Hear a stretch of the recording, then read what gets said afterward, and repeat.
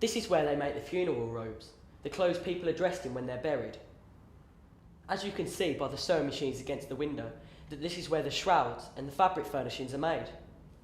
The ladies who work here are always very nice to me. The music is always on, and it's always like they're having a little party. Don't get the wrong idea though, they don't let a good time interfere with the quality of their work. Make sure you have a look at the different samples when you're here. I love going through the sample books, looking at all the different colours and designs. Over the years, they've tried to come up with designs that would suit every type of person, even their skin tone. Can you guess what type of person would want a blue shroud or a claret and blue shroud? Look, you don't have to be a die-hard fan like most of the men around here to know that they cater for Birmingham City fans and Aston Villa fans. I know which one I prefer. Do you have a favourite? As with the coffin handles we saw downstairs, Newman Brothers can cater for any budget. Some of the fabrics here aren't very soft, and you can tell they won't cost that much to buy. Of course, it doesn't really matter what type of fabric you have.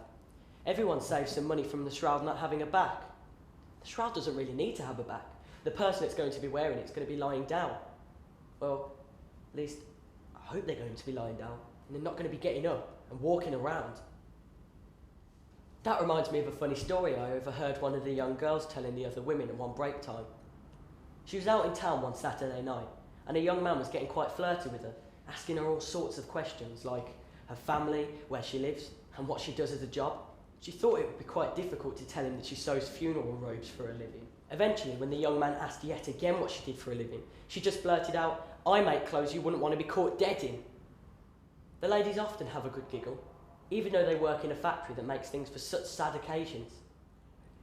They haven't lit the fires today, but usually one of the women would be toasting some bread with a toasting fork to have with her tea. They sometimes invite me to join them. They really like their tea breaks. They once went on strike because one of the directors tried to make them stick to a 10-minute tea break. I guess they couldn't get enough talking done in such a short amount of time. Just thinking about toasting bread reminds me of an incident that happened a few weeks ago. One of the ladies just got up and walked out. She didn't retire. No, she loved her job. She was 70, and she brought her husband in ever since he had a stroke. He would just sit there by the fire, toasting bread for the women at break time. Anyway, I heard she just got up and walked out. She couldn't stand all the ladies in the shroud room flirting with her husband. It's not just sewing machines up here.